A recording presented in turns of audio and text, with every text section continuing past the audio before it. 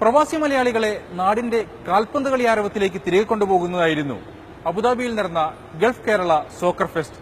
കേരളത്തിന്റെ പ്രിയ താരങ്ങൾ ഗൾഫിൽ പന്ത് തട്ടാനെത്തിയപ്പോൾ പ്രവാസി മലയാളികളുടെ ആവേശവും പിന്തുണയും ഇരട്ടിയായി.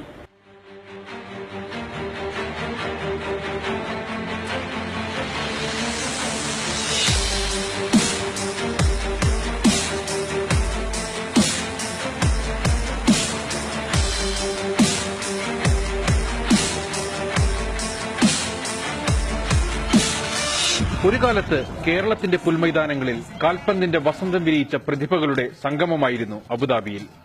കേരള ഫുട്ബോളിലെ വൻപേരുകാർ പന്ത് തട്ടാനെത്തിയപ്പോൾ ഗൾഫിൽ ഫുട്ബോളിന്റെ പൂരക്കാലം.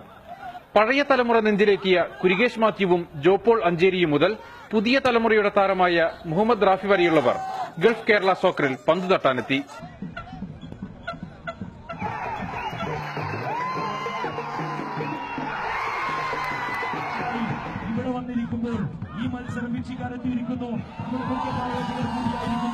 കേരളത്തിലെ 6 വടക്കൻ ജില്ലകളുടെ പേരുകളിലായിരുന്നു ടീമുകൾ ഇറങ്ങിയത്. ജോപോളും മുഹമ്മദ് റാഫിയും അടക്കമുള്ളവർ ഓരോ ടീമിന്റെയും മാർക്യൂ താരങ്ങളായി. ആസിഫ് സഹീർ കണ്ണൂർ ഫൈറ്റേഴ്സിന്റെ പോരാളിയായപ്പോൾ മുഹമ്മദ് റാഫി മലപ്പുറത്തിന്റെ സുൽത്താനായി. ജോപോൾ പാലക്കാട് കിക്കേഴ്സിന് വേണ്ടി പന്ത് തട്ടിയപ്പോൾ കേരള പോലീസിന്റെ സുവർണകാലത്തെ നായകനായിരുന്ന കുരികേഷ് മാത്യു തൃശൂരിനൊപ്പമായിരുന്നു. ഹബീബ് റഹ്മാനായിരുന്നു ഫുട്ബോളിന്റെ തട്ടകമായ കോഴിക്കോടിന്റെ നായകൻ. കാസർകോട് സ്ട്രൈക്കേഴ്സിന്റെ മാർക്യൂ താരമായ IM വിജയന് മത്സരത്തിന് എത്താനായില്ല. മറുനാട്ടിലെ മലയാളി പോരാട്ടത്തിൽ കിരീടം വിട്ടുകൊടുക്കില്ലെന്ന പ്രഖ്യാപനത്തോടെയാണ് താരങ്ങൾ കളത്തിലിറങ്ങിയത്.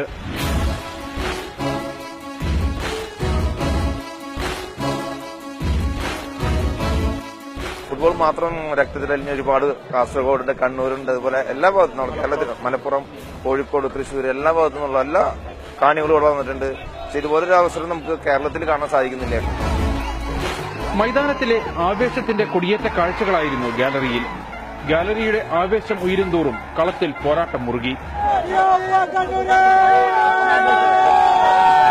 എന്തായാലും നമ്മുടെ നാട്ടിലെ പ്രമുഖ താരങ്ങൾ, ഇന്ത്യൻ താരങ്ങളെയൊക്കെ ഉൾപ്പെടുത്തിക്കൊണ്ടുവന്നുള്ള ഇത്രയും സമ്പൂർണമായ ഒരു വലിയ ടൂർണമെന്റ് വളരെ ആവേശത്തോടെയാണ് ഞങ്ങളൊക്കെ എല്ലാം ഇത് വീക്ഷിക്കുന്നത്. വാശിയേറിയ പോരാട്ടത്തിനൊടുവിൽ മലപ്പുറം സുൽത്താൻസും കണ്ണൂർ ഫൈറ്റേഴ്സും തമ്മിൽ കലാശക്കളി. കലാശ പോരാട്ടത്തിൽ മലപ്പുറത്തിന്റെ സുൽത്താൻമാരെ മുട്ടുകുത്തിച്ച കണ്ണൂരിന്റെ പോരാട്ട വീര്യത്തിനായിരുന്നു കിരീടം.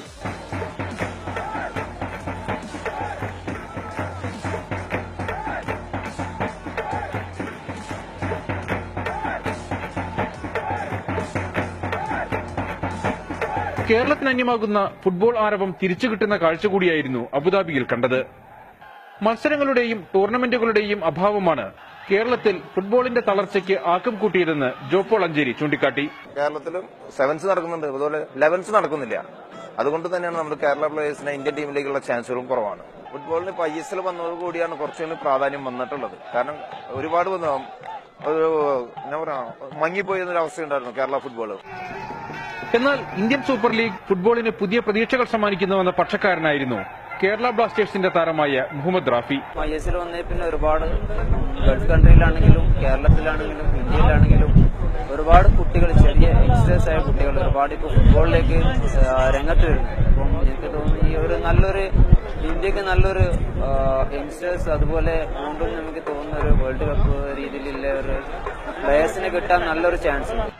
പക്ഷേ വിരലിലെണ്ണാവുന്ന താരങ്ങൾക്ക് മാത്രമാണ് ISLൽ അവസരം ലഭിക്കുന്നതെന്ന് മുൻകാല താരങ്ങൾ ചൂണ്ടിക്കാട്ടുന്നു.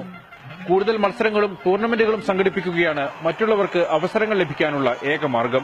പ്രത്യേകിച്ച് പ്രവാസി മലയാളികൾ കാണിക്കുന്ന ഇൻട്രസ്റ്റ് നമ്മുടെ കേരളത്തിലെ ഫുട്ബോൾ പ്രതിഭകൾക്കും അവ വരുവാണെങ്കിൽ തീർച്ചയായിട്ടും ഫുട്ബോളിനൊരു വളർച്ച ഉണ്ടാവും എന്നുള്ളത് യാതൊരു സംശയമില്ല. ഓരോ ജില്ലകൾ കേന്ദ്രീകരിച്ചും മികച്ച ടൂർണമെന്റുകൾ നടന്ന കാലത്താണ് കേരളം ഫുട്ബോളിൽ നേട്ടങ്ങൾ കൊയ്തതെന്ന് പ്രമുഖ മാധ്യമപ്രവർത്തകൻ കമാൽ ബർദൂർ ചൂണ്ടിക്കാട്ടി. ഇത്തരം ടൂർണമെന്റുകൾ നിലച്ചതോടെ ഇല്ലാതായത് പുതുതലമുറയ്ക്കുള്ള അവസരങ്ങളാണ്. ഇന്ത്യയിൽ I-ലീഗ് മത്സരങ്ങൾ നടക്കുന്ന ഒരു സമയമാണ്. നമ്മൾ ഗോവയിലോ കൽക്കത്തയിലോ പൂനെയിലോ നോക്കിക്കഴിഞ്ഞാൽ ആരുമില്ല.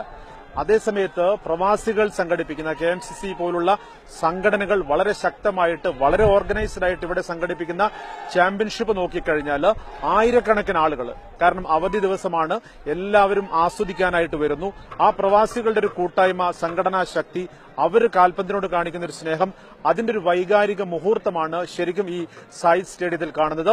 എന്തായാലും നമ്മുടെ ഫുട്ബോൾ അധികാരികൾ കണ്ണ് തുറക്കേണ്ട ഒരു ചാമ്പ്യൻഷിപ്പായിട്ട് ഇത് മാറുന്നുണ്ട്. അബുദാബി KMCCയുടെ നേതൃത്വത്തിലായിരുന്നു ഷെയ്ഖ് സായിദ് സ്പോർട്സ് സിറ്റിയിൽ ഗൾഫ് കേരള സോക്കർ ഫെസ്റ്റ് സംഘടിപ്പിച്ചത്. വരും വർഷങ്ങളിലും ആരാധകർക്ക് ആവേശമായി ടൂർണമെന്റ് സംഘടിപ്പിക്കുമെന്ന് സംഘാടകരുടെ ഉറപ്പ്. നമ്മുടെ നാട്ടിൽ ഇന്ന് ഫുട്ബോളിന് ആ ഒരു ഗുണനിലവാരം ഉയർത്തിപ്പിടിക്കാൻ കഴിയുന്നില്ല എന്നുള്ളതാണ്. മാന്യമായ ഗ്രൗണ്ടുകളില്ലാത്തതും ഫുട്ബോൾ മേളകൾക്കുള്ള അവസരങ്ങൾ ഇല്ലാത്തതും ആണ് ഇതിന്റെ കാരണമെന്നാണ് ഞങ്ങൾക്ക് മനസ്സിലാക്കുവാൻ സാധിച്ചത്. അപ്പോൾ അതിനൊക്കെ ഒരു മോചനം, അതിനൊക്കെ ഒരു പരിഹാരം എന്നുള്ള നിലക്കാണ് ഈ കേരള ഗൾഫ് സോക്കറിനെ ഞങ്ങൾ കാണുന്നത്. അത് സീസൺ 1 ഇപ്പോൾ നടന്നുകൊണ്ടിരിക്കുന്നത്. ഇത് വരും കാലങ്ങളിലും മറ്റോ വളരെ സജീവമായി, നിങ്ങൾക്കറിയാം ഇതിലെ ഇത്രമാത്രം ജനങ്ങൾ പങ്കെടുക്കുന്ന ഒരു ഫുട്ബോൾ മേള ഒരുപക്ഷെ പ്രവാസികൾക്കിടയിൽ ആദ്യമായിട്ടായിരിക്കും. കേരളത്തിന് അന്യമായിക്കൊണ്ടിരിക്കുന്ന കാൽപന്ത് കളിയുടെ ആരവവും ഓർമ്മകളും തിരികെത്തിക്കുന്നതിനുള്ള ശ്രമമായിരുന്നു ഈ ടൂർണമെന്റ്. ഫുട്ബോളിനെ മനസ്സിലേറ്റിയ പ്രവാസികൾക്ക് ഓർമ്മകളിലേക്കുള്ള തിരിച്ചുപോക്കുകൂടിയായി ഇത്.